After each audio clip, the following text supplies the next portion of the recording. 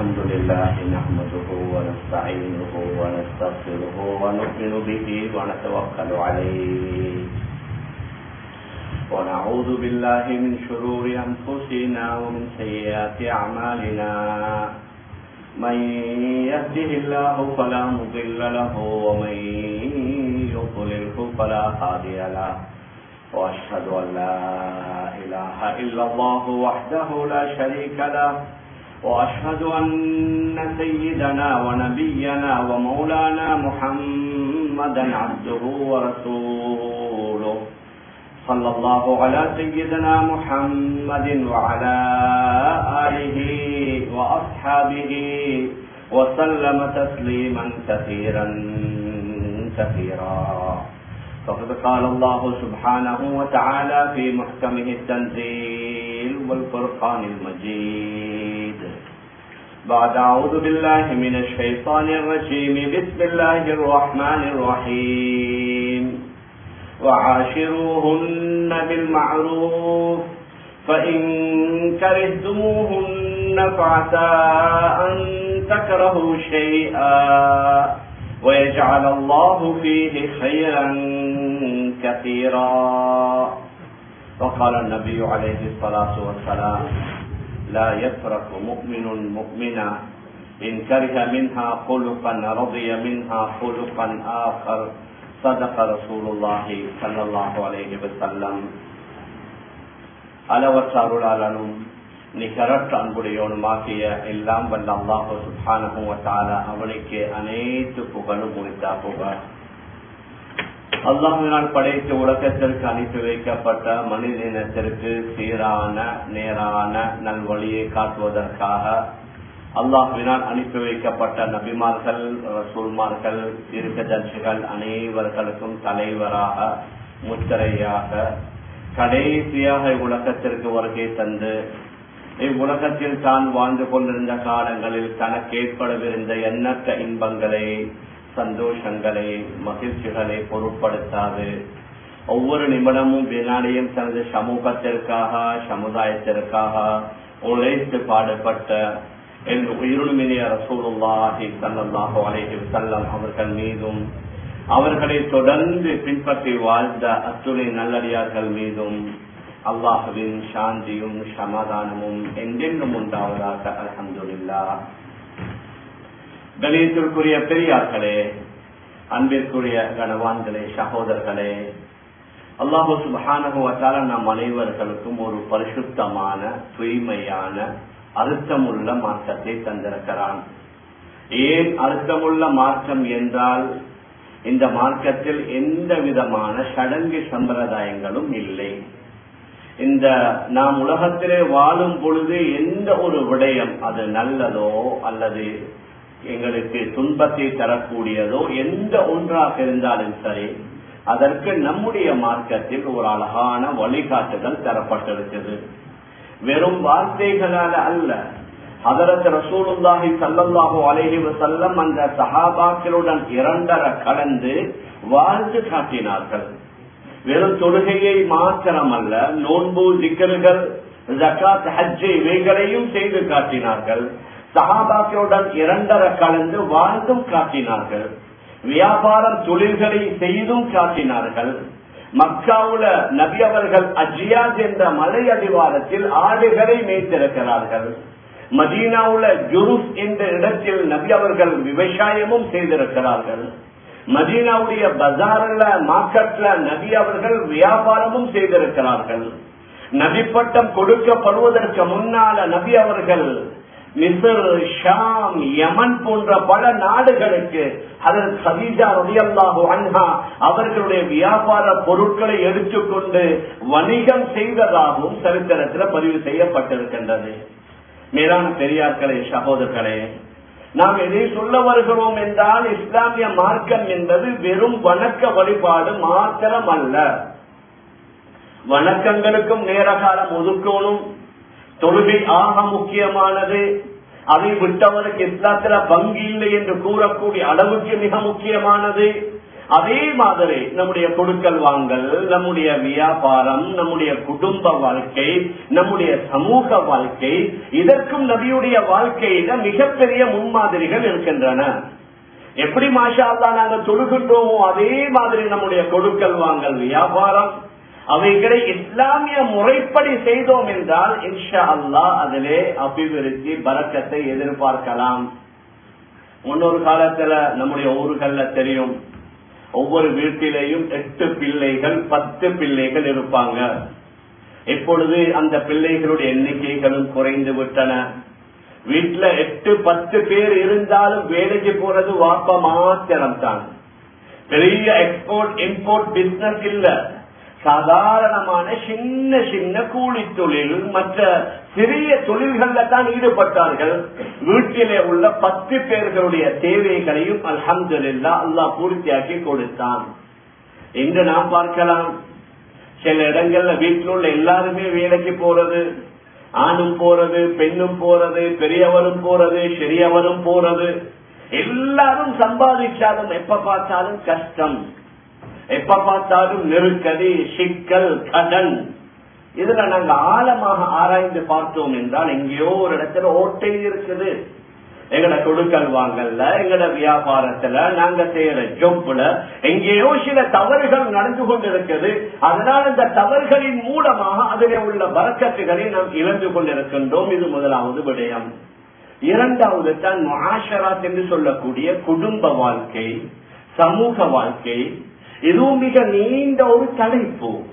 அந்த குடும்ப வாழ்க்கை, சமூக வாழ்க்கை எடுத்துக்கொண்டோம் என்றால் நம்முடைய சமூகத்தார்களுடன், பிற சமூகத்தார்களுடன், நம்முடைய அண்டை வீட்டுக்காரர்களுடன் எவ்வாறு வாழ வேண்டும், அதற்கு பின்னால குடும்ப வாழ்க்கையில கணவன் மனைவி, பிள்ளை பெற்றோர், ஆசிரியர் மாணவர், இவ்வாறு நாங்க பார்க்கலாம். பல பிரிவுகள் இருக்கின்றன.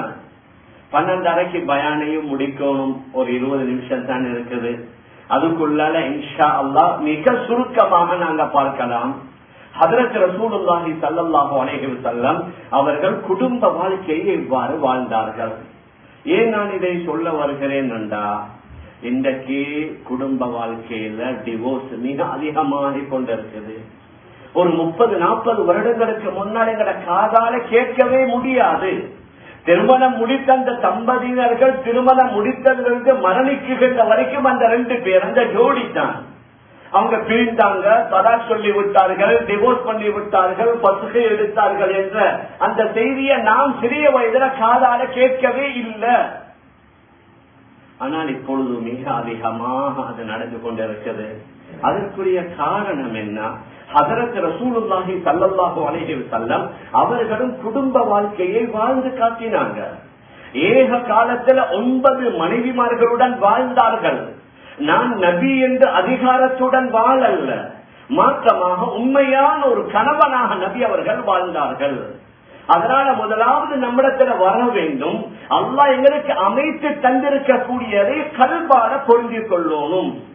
இந்த ஒவ்வொருவருக்குரிய ஜோடியை அல்லாஹ் ஏலவே அவன் முடிவு செய்து விட்டான். இந்த வந்திருக்கிற சில பிரச்சனைகள் என்னண்டா, அந்த அல்லாஹுடைய தக்தீருடைய முடிவை ஏற்றுக்கொள்ளாதது தான்.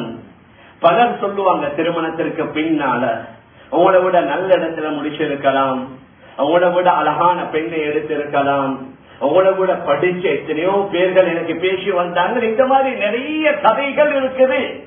அதனால் அந்த பெண்கள் பாதிக்கப்படுகிறார்கள். இந்த கதையை கதைக்கிறதுனால ஒன்றும் நடக்க போனதில்லை.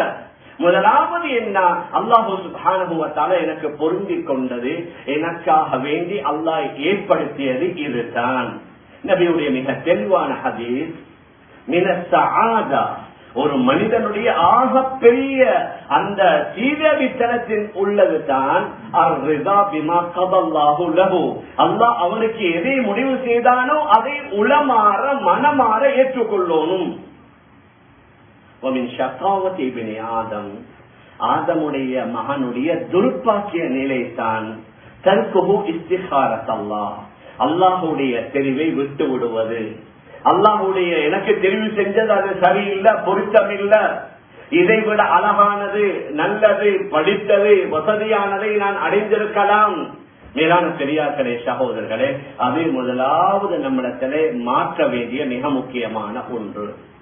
இரண்டாவது, நாங்க எதிர்பார்க்கிற எல்லாம் எல்லார்ட்டையும் இருக்காது.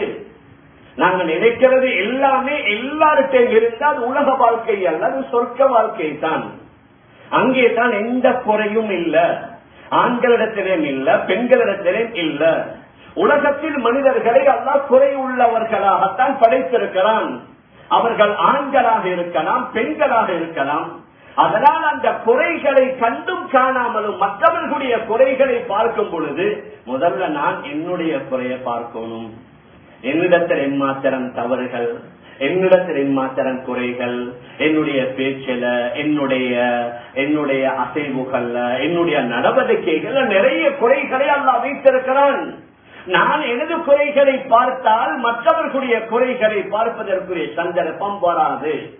அதனால மனைவிமார்களிடத்தில் நிறைவுகளும் இருக்கும், குறைகளும் இருக்கும். நம்மிடத்திலேயும் நிறைவுகளும் இருக்கும், குறைகளும் இருக்கும். ஆனா அல்லாஹ் என்ன கூறுகின்றான்? வஆஷிருஹுன்ன பில் மஅரூஃப் வஆஷிருஹுன்ன பில் மஅரூஃப் ஃபஇன் கரிஹ்துமூஹுன் ஃபஅஸா அன் தக்ரஹு ஷைஅன் வயஜஅல் அல்லாஹு ஃபீஹி கைரன் கஸீரா. அந்த மனைவிமார்களுடன் நல்ல முறையில குடும்ப வாழ்க்கையை வாழுங்கள். எதையாவது ஒன்றை நீங்க வெறுப்பீங்க, இன்னும் எத்தனையோ கயிறுகளை நலவுகளை அந்த பெண்மணிடத்தில் அல்லாஹ் வைத்திருப்பான். சில வேளை அழகுல குறைவாக இருக்கும், ஆனா குணத்துல பூர்த்தியாக இருக்கும். சில வேளை படிப்பு கூடுதலாக இருக்கும், ஆனால் கட்டுப்படுற தன்மைகள் குறைவாக இருக்கும்.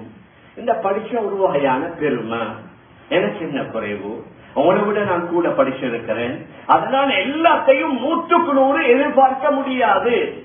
அதனால தான் அல்லாஹ் குர்ஆன்ல கூறுகின்றான், எதையாவது ஒன்றை நீங்கள் வெறுக்கலாம், ஆனால் நீங்கள் விரும்பக்கூடிய பல நல்ல விடயங்களை அல்லாஹ் அந்த பெண்மணியிடம் வைத்திருப்பான். நபியுடைய ஹதீஸும் அதுதான், லா யஃப்ரகு முஃமினுன் முஃமினா, ஒரு முஃமினான ஆண் இன்னும் ஒரு முஃமினான பெண்ணை குறை சொல்லி ஒதுக்கிவிட வேண்டாம். இன் கரிஹ மின்ஹா குலுகன் ரதிய மின்ஹா குலுகன் ஆகர், நீங்க ஒன்றை வெறுக்கிறீங்க, ஆனால் நீங்கள் விரும்பக்கூடிய பல குணங்கள், பல நடத்தைகள், பல நடவடிக்கைகள் அந்த பெண்மணியிடம் இருக்கும். அதனால அவைகளை நீங்கள் புரிந்து கொள்ளுங்கள். நாம் எதை எதிர்பார்க்கிறோமோ அதையே மனைவிமார்களும் எங்களிடத்தில் எதிர்பார்ப்பாங்க. நாங்க என்ன எதிர்பார்க்கிறோம்? எங்களோட மஹப்பத்தா இருக்கணும், எங்களோட அன்பா இருக்கணும், எங்களை வரவேற்கணும், எங்களுக்கு தேவையான சிறிய பெரிய ஹிஜ்மத்துகள் அவர்கள் செய்து தரணும், நான் போட்ட கோட்டை தாண்டக்கூடாது, நான் சொன்ன வேலையை செய்யாமல் இருக்கக்கூடாது என்றெல்லாம் நாங்கள் விரும்புற மாதிரி அந்த பெண்மணிகளுக்கும் சில விருப்பங்கள் இருக்கத்தான் செய்யும். இவருடைய உம்மாவோட நெருக்கமா இருக்கிறார், கண்டிப்பா பெற்றோர்களோட இருக்கணும். ஆனா மறுமுனையில் மனைவியோடும் இரக்கமாக இருக்கணும். கணவனுக்குள்ள ஆகப்பெரிய சவால் அதுதான், தன்னுடைய மனைவியையும் தன்னுடைய தாயையும் ஒரே சமயத்தில் சமாளிக்கிறது தான் ஆண்களுக்குள்ள ஆகப்பெரிய சவால். பெற்றோர்களை மதிக்கணும், அவர்களுடன் அன்பு இரக்கமாக இருக்கணும், மறுமுனையில மனைவியுடனும் அன்போட இரக்கமாக இருக்கணும். அவர்களுடைய பேச்சையும் கொஞ்சம் கேட்கணுமே. ஆனா இன்றைக்கு என்ன நடக்குதுண்டா, நாங்க பேசுறத அவங்க கேட்கணும், அவங்க பேசுறத கேட்கறதுக்கு எங்களுக்கு சந்தர்ப்பம் இல்ல. அநேகமாக ஹதரத் ரசூலுல்லாஹி ஸல்லல்லாஹு அலைஹி வஸல்லம் மனைவிமார்களுடைய பேச்சு இல்ல, கதையை கேட்டிருக்கிறாங்க. விரிவாக சொல்வதற்குரிய நேரம் இல்ல. ஹதீஸ் ஷரீஃப்ல ஹதீஸே உம்மி ஸரஅ என்று ஒரு நீளமான ஹதீஸ் வருது. 11 பெண்மணிகள் ஒரு இடத்துல ஒன்று சேர்ந்து தன்னுடைய கணவனை பற்றி உள்ளால் உள்ளபடி நல்லதோ கெட்டதோ அதை பற்றி சொல்வார்கள். அந்த ஹதீஸ உம்மி ஸரஅ ஆயிஷா ரலியல்லாஹு அன்ஹா என்ன செய்கிறார்கள், நபியிடத்துல மிக விரிவாக கூறுகிறார்கள். நபி அவர்கள் அந்த முழு சரித்திரத்தையும் அந்த 9 அல்லது மனைவிமார்களுடைய பேச்சையும் கேட்டுவிட்டு சொன்னார்கள், யா ஆயிஷா அனா லகிக அபீ ஸரஇன் லி உம்மி ஸரஅ, ஆயிஷா அந்த 11 பேரில் ஆக நல்லவர் தான் உம்மு ஸரஅ என்ற பெண்மணி. அவருடைய கணவன் அபூ ஸர்அ என்ற அந்த ஆண் சஹாபி. நபி அவங்க சொன்னாங்க, ஆயிஷா அனலகி அபீ ஸர்அ லி உம்மி ஸர்அ, எப்படி அபூ ஸர்அ என்பவர் உம்மு ஸர்அக்கு எவ்வளவு நல்ல கணவராக இருந்தாரோ அதே மாதிரி நான் உங்களுக்கு இருப்பேன். மனைவிமார்களுடைய பேச்சுகளை கேட்கணும், அவர்கள் பேசுவதை காது கொடுத்து கேட்கணும். அநேகமான பிரச்சனைகளுக்குரிய தீர்வு என்னன்னா அவங்க யார்கிட்ட கொட்டுவாங்க, அவங்களோட கல்பல். அதுல விசேஷமா இந்த பகுதியில இங்க காலையில நீங்க ஆண்கள் போறீங்க, இரவேல செலவேல மிட் நைட் ஆகும் வாரத்துக்கு, காலை முதல் மாலை வரைக்கும் இரவு வரைக்கும் அந்த சின்ன வீட்டுக்குள்ள தானே அவர்களுடைய காலம் கழியுது. அப்ப அவர்களும் நினைத்துக் கொண்டிருப்பார்கள், கணவன் வந்ததோட அப்படி பேசணும், இப்படி பேசணும், அதை சொல்லணும், இதை சொல்லணும் என்று அவர்கள் நிறைய கற்பனை செய்து கொண்டிருப்பார்கள்.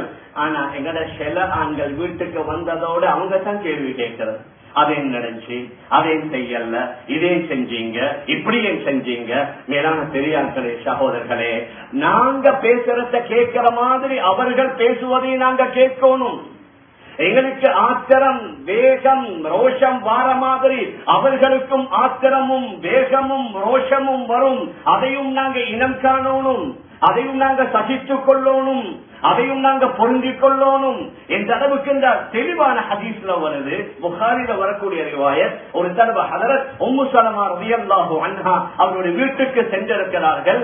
தற்செயலாக ஆயிஷா ரலியல்லாஹு அன்ஹா அவர்களும் அங்கே வந்து விட்டார்கள். வளமையாக நபித்தோழர்களுடைய ஒரு பழக்கம் என்ன, ஆயிஷா ரலியல்லாஹு அன்ஹா அவர்கள வீட்டுல நபி அவர்கள் இருக்கிற நேரத்துல தான் ஏதாவது அன்பளிப்பு பொருட்களை அனுப்பி வைப்பார்கள். அன்று வளமைக்கு மாற்றமாக யாரோ ஒரு ஆள் நபி அவர்களுக்கு ஒரு இனிப்பு பண்டத்தை அனுப்பி வைத்தார்கள். நபியுடைய மனைவிமார்களில் ஆக வயது குறைந்த மனைவி ஆயிஷா ரலியல்லாஹு அன்ஹா தான். அதனால யாரோ கதவை தட்டினதோட ஆயிஷா ரலியல்லாஹு அன்ஹா வந்து தான் கதவை திறக்குகின்றார்கள். ஒருவர் ஒரு உணவு பதார்த்தத்தோட ஒரு பாத்திரத்தோட வாசல்ல நின்று கொண்டிருக்கிறார். ஆயிஷா ரலியல்லாஹு அன்ஹா எடுக்கத்தான் வந்தார்கள். வந்த உடனே ஒரு வகையான ரோஷம். வளமையா எங்கட வீட்டுல நபி அவர்கள் இருக்கும் பொழுதுதான் அன்பளிப்பு வரும். இன்னைக்கு வேறொரு சகோதரியுடைய வீட்டில் இருக்கும் பொழுது அன்பளிப்பு அனுப்பி வைத்திருக்கிறாங்க. ஒரு ரோஷத்தில் அந்த தட்டையில் ஓங்கி அடிக்கின்றார்கள். அந்த தட்டை உடைந்து துண்டு துண்டாக ஆக்கி அதில் உள்ள உணவு பதார்த்தங்கள் கீழே சிதறி விடுகின்றது. பாருங்க, முக்கியமான இடம். நபி அவங்க அமைதி. மனைவிக்கு ரோஷம் வருதா, கோபம் வருதா, வேகம் வருதா?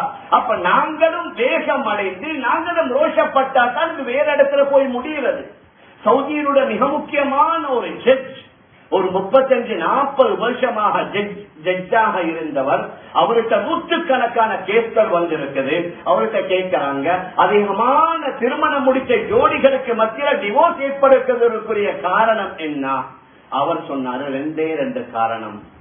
ஆண்களுடைய அவசர புத்தி, பெண்களுடைய மடத்தனமான பதில்.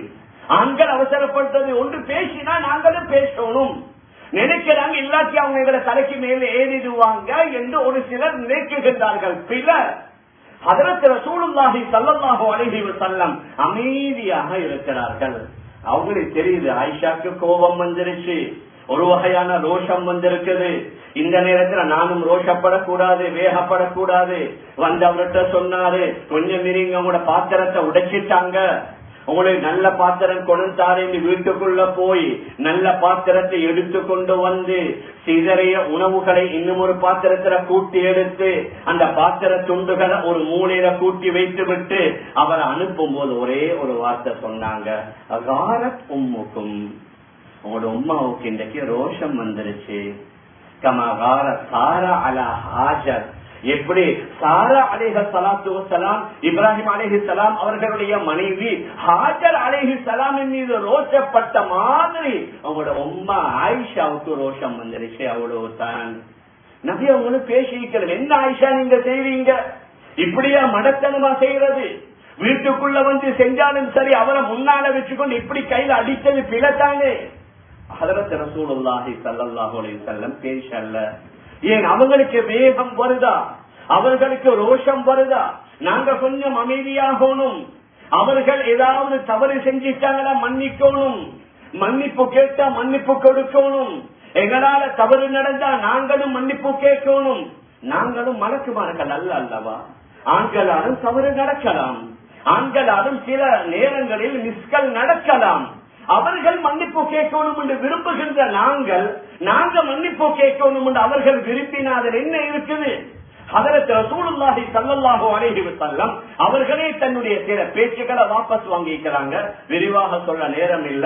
மதீனாவுக்கு வந்த நேரத்தில் மதீனத்து மக்கள் மகரந்த சேர்க்கை செய்து கொண்டிருந்தார்கள். நபி அவர்கள் சொன்னாங்க, இதை செய்யறதுனால பெரிய வருமானம் வரும் என்று நான் தான் நினைக்கல. அடுத்த வருஷம் அதை விட்டுட்டாங்க. இப்பொழுது வளமையை விட வருமானம் குறைந்து விட்டது. முஸ்லிம்ல வார அறிவாயர் சொன்னார்களே, யா ரசூலல்லாஹ், நீங்க சொன்னதனால மகரந்த சேர்க்கையை நாங்க விட்டுட்டோம், வருமானம் குறைஞ்சிருச்சு. என்ன சொன்னாங்க நபி அவர்கள்? அன்தும் அஅலமு பி உமூரி துனியாக்கும், உங்களோட துனியாவுடைய விடயத்தை என்னை விட நீங்க தான் நல்லா விளங்கி வச்சிருக்கிறீங்க.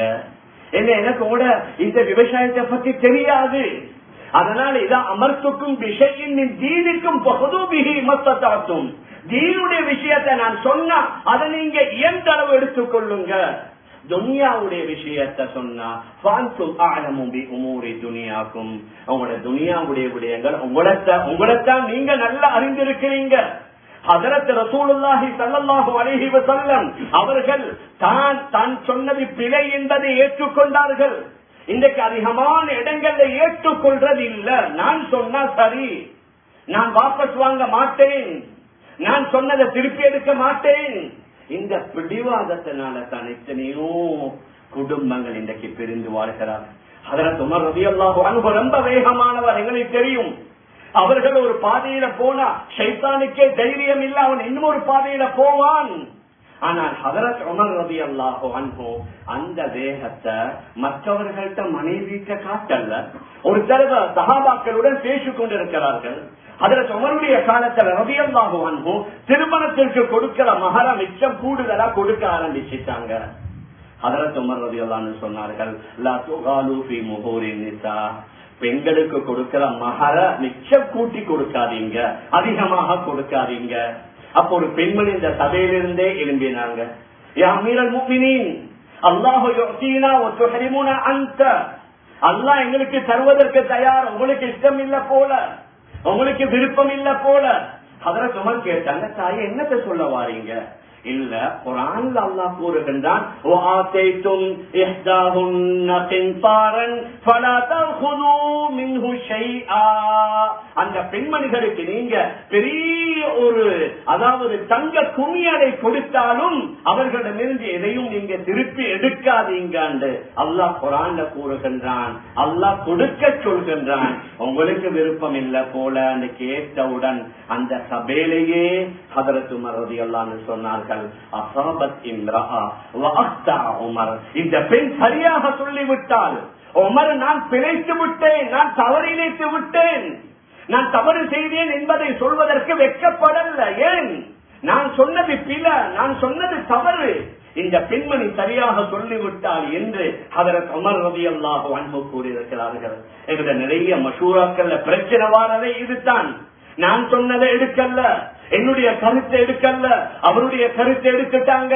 மேலான பெரியார்களே, சகோதரர்களே, தவறுகள் வந்தால் அதை ஏற்றுக்கொள்வோம். மனைவி தவறு செய்தாலும் அதையும் ஏற்றுக்கொள்வோம். நான் அப்படி செய்யவில்லை என்றால் பிடிவாதம் பிடிக்க கூடாது. இல்ல, நீங்க செஞ்சீங்க, நான் பார்த்தேன், என்னுடைய கண்ணால கண்டேன், நீங்க பேசினத காதால கேட்டேன். எந்த அளவுக்கு இந்த ஹதீஸ் ஷரீஃப்ல வருது, ஹதரத் ஈசா அலைஹிஸ்ஸலாத்து வஸ்ஸலாம் ஒரு மனிதன் திருடுவதை கண்டாங்க. ஹதரத் ஈசா அலைஹிஸ்ஸலாத்து வஸ்ஸலாம் சொன்னாங்க, சரப்த, திருடிட்டீங்க. அவர் சொன்னாரு, ஆமன்து பில்லாஹி அல்லதி லா இலாஹ இல்லா ஹுவ கைருஹு மா சரக்து, நான் ஈமான் கொண்ட அந்த இறைவனின் மீது சத்தியமாக நான் திருடல்ல. நபிமார்கள் பொய் சொல்லவும் மேலா, பொய் சொல்லவும் முடியாது. அப்ப ஹதரத் ஈசா அலைஹிஸ்ஸலாத்து வஸ்ஸலாம், நான் நபி, நான் பொய் சொல்ல மாட்டேன், என்னுடைய கண் கண்டது பிழை இல்லன்னு சொல்லல. என்ன சொன்னார்கள்? அல்லாஹு அக்பர், ஆமன்து பில்லாஹி வ கذبت நஃப்ஸி, நான் அல்லாஹ்வை ஈமான் கொண்டுட்டேன், நான் என்ன பொய்ப்படுத்துகின்றேன், என்னுடைய கண் தவறா பார்த்திருக்கும், நான் பார்த்தது பிழை போல, மேலான பெரியார்களே, சகோதரர்களே, சாதாரணமான ஒரு ஆள்கிட்ட கூட நபிமார்கள் இப்படி நடந்து கொண்டார்கள் என்றால் நம்முடைய மனைவிமார்கள் கூறுகிறார்கள், நான் செய்யல, இல்ல அதை ப்ரூவ் பண்ணணும், அவங்களோட குடும்பத்தார்களை கூப்பிடுங்க, எங்கன்னு உங்களை கூப்பிடுவோம், விசாரிப்போம். மேலான பெரியார்களே, சகோதரர்களே, இதன் மூலம் தான் குடும்பங்கள்ல பிளவுகளும் பிரிவுகளும் ஏற்படுகின்றது. அதனால மன்னிப்பு கேட்டா மன்னிப்பு கொடுப்போம். குர்ஆன்ல வருது, வல்யஃபு வல்யஸ்ஃபஹு, கண்டுகொள்ளாமல் விட்டு விடுங்கள், மன்னியுங்கள். அலா துஹிப்பூன அய்யஃபிரல்லாஹு லக்கும், அல்லாஹ் உங்களை மன்னிப்பதை நீங்க விரும்புற மாதிரி நீங்கள் மன்னிப்பதை மற்றவர்களும் விரும்புவாங்க தானே. மற்றவர்கள் நீங்க மன்னிச்சா அல்லாஹ் உங்களை மன்னிப்பான். அப்ப நபி அவர்கள் ஒரு ஹதீஸ்ல ஒரு ஆள் வந்து கேட்கிறாரு, யா ரசூலல்லாஹ் கம் ஆஃபு அனில் ஹாதிம், என்ற வேலை செய்யற வேலைக்காரன நான் எத்தனை தடவை மன்னிக்கணும்? நபி அவங்க சொன்னாங்க, தாஃபு அனில் ஹாதிமி குல்ல யௌமின் 70 மர்ரா. உங்கள்கிட்ட வேலை செய்யற வேலைக்காரர், உங்கள்கிட்ட வேலை செய்யற ஊழியனா ஒரு நாளைக்கு 70 தடவை மன்னிங்க. ஒரு நாளைக்கு 70 தடவை எங்கள்கிட்ட வேலை செய்யறவர்களை மன்னிக்க சொன்னா, எங்களோட மனைவிமார்கள் வேலைக்காரர்கள் அல்ல, அவர்கள் எங்களோட லைஃப் பார்ட்னர், எங்களோட வாழ்க்கை துணைவி, எங்களோட சேர்ந்து வாழக்கூடிய அந்த பெண்மணி, அவர்களை எத்தனை தடவை நாங்க மன்னிக்கணும்? இப்ப இன்னும் பல வழிகள்ல நாங்க இங்க எங்கட நாடுகள்ல வீட்டிலிருந்து வெளியில வந்தா பல இடங்கள்ல சொல்லி கூறுகிறோம். மார்க்கெட்ல, பஜார்ல, பஸ்ல, ட்ரெயின்ல, எங்கெங்கயாவது ஏதாவது பை மிஸ்டேக் நடந்துட்டா சொல்லி மன்னிச்சுக்கோங்க. ஆனா இவங்க எல்லார்ட்டையும் மன்னிப்பு எங்களை கேட்கணும், எங்களோட வயசு எங்களை கேட்கலாதா? நாங்க ஏதாவது ஆத்திரப்படுற மாதிரி பேசினோம், வெளியில வந்து சொரி டார்லிங் நான் தவறுதலா பேசிட்டேன், ஒரு வயசு ரெக்கார்டு உண்டு, சொரி மன்னிச்சுக்கோங்க, நீங்க இன்றைக்கு மிச்சம் நான் பேசின பேச்சால நீங்க கவலைப்பட்டிருப்பீங்க, மன்னிச்சுக்கோங்க, ஒரு வயசு ரெக்கார்டு உண்டு, ஒரு டெக்ஸ்ட் மெசேஜ் உண்டு. மேலான பெரியார்களே, சகோதரர்களே, இதுல ஷைத்தான் எங்களோட விளையாடி கொண்டிருக்கின்றான். இந்த மாதிரி நாங்க செஞ்சா அவர்கள் எங்களை தலைக்கு மேல ஏறுவாங்க நாங்க நினைக்கிறோம். இல்ல, அதற்கு மாற்றமாக நாங்க மன்னிக்க நாங்க அவர்களுடைய பேச்சுகளை ஏற்றுக்கொள்ள அவர்களுக்கும் எங்களுக்கும் மத்தியில் உள்ள அந்த உறவு இன்னும் பலமாக ஆகும். அதோட இரவுக்கு வீட்டுக்கு வர நேரத்துல அவர்கள் ரொம்ப சிரமப்பட்டு இருப்பாங்க. எங்களுடைய ஹிதுமத், பிள்ளைகளுடைய ஹிதுமத், மகன்மார் இது எல்லாத்தையும் செய்யணும். சிலவே அவர்கள் அங்கே உறங்கி விட்டாலும் அதை நாங்க பெருசா எடுக்கிறல்ல. ஹதரத் ரசூலுல்லாஹி ஸல்லல்லாஹு அலைஹி வஸல்லம் மஸ்ஜிது நபவியில ரொம்ப தாமதித்துதான் இஷா தொழுவார்கள். அந்த இஷா தொழுதுட்டு வீட்டுக்குள்ள வரும் பொழுதே ஆயிஷா ரலியல்லாஹு அன்ஹா நபி அவர்களை கண்டவுடன் ஒரு கவியை பாட ஆரம்பிப்பாங்க. லனா ஷம்சுன் லனா ஷம்சுன் வலில் ஆஃபாகி ஷம்சுன் வ ஷம்சி கைரும் மின் ஷம்ஸிஸ் ஸமாஇ فإن الشمس تطلع بعد الفجر وشمسي تطلع بعد العشاء. நபி அவர்களை கண்டவுடன் சொல்வார்கள், லனா ஷம்சுன் வலில் ஆஃபாகி ஷம்சுன், எனக்கும் ஒரு சூரியன், முழு உலகத்திற்கும் ஒரு சூரியன் ஒவ்வொரு நாளும் உதயமாகிக் கொண்டிருக்கிறது. ஆனால் என்னுடைய சூரியன் ஹதரத் ரசூலுல்லாஹி ஸல்லல்லாஹு அலைஹி வஸல்லம் உலகத்துடைய சூரியனை விட சிறந்தவர்கள். ஏன் உலகத்துடைய சூரியன் உதயமாகிறது ஃபஜ்ருக்கு பின்னால, ஆனால் என்னுடைய சூரியன் உதயமாகிறது இஷாவுக்கு பின்னால. வீட்டுக்கு வரும் பொழுது அவ்வளவு சந்தோஷமா வருவாங்க, அவ்வளவு மகிழ்ச்சியோட வருவாங்க. வெளியில் உள்ள பிரச்சனைகளை வைத்துக் கொண்டு மனைவி நபி அவர்கள் படித்திருக்க மாட்டாங்க. மேலான பெரியார்களே, அன்பிற்குரிய கணவான்களே, சகோதரர்களே, அதனால இறுதியாக மனைவிமார்கள் என்றால் நாங்க நினைக்கிற மாதிரி அவர்களுடன் நடக்கலாம். நபி அவர்கள் வஃபாத்துக்கு முன்னால 3 நாளைக்கு முன்னால செய்த அறிவுரைகளில் ஆக முக்கியமான அறிவுரை தான் இத்தகுல்லாஹ ஃபின்னிஸா, பெண்களுடைய விடயத்தில் அல்லாஹ்வை பயந்து கொள்ளுங்க. கயாம நாள் அல்லாஹ் உங்கள்கிட்ட கேட்பான். இன்றைக்கு உங்களோட மாமா உங்களோட மச்சான்மார் கேட்க மாட்டாங்க, பயம். நீங்க டிவோர்ஸ் பண்ணிடுவீங்க, நீங்க அவங்கள மகள சகோதரியை விட்டுடுவீங்கன்னு பயப்படுவாங்க. ஆனா அல்லாஹ்வை பயந்து கொள்ளுங்க.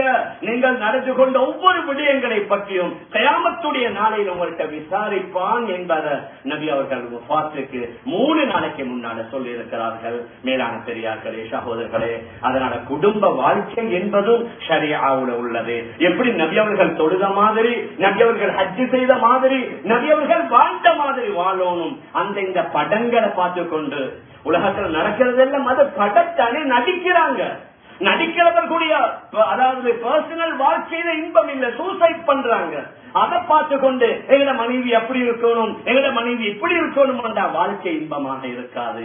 அதை விட்டு விட்டு நபி அவர்கள் சொன்ன மாதிரி, நபி அவர்கள் வாழ்ந்த மாதிரி, நபி தோழர்கள் வாழ்ந்த மாதிரி நாங்க வாழ்ந்தோம்டா எங்கட வாழ்க்கை இன்பமாக சந்தோஷமாக அமையும். அந்த அடிப்படையில் நாங்க வாழ்வதற்கு எல்லாம் வல்ல அல்லாஹ் நம் அனைவர்களுக்கும் தௌஃபீக் செய்வானாக. ஆகவே அல்லாஹ் நம்ம எல்லோருடைய பாவங்களை மன்னிப்பாயாக. நம்முடைய பெற்றோர்கள், உற்றார்கள், உறவினர்கள், முழு உலகத்தில் உள்ள அனைத்து இஸ்லாமிய ஆண்கள் பெண்களுடைய பாவங்களை மன்னிப்பாயாக.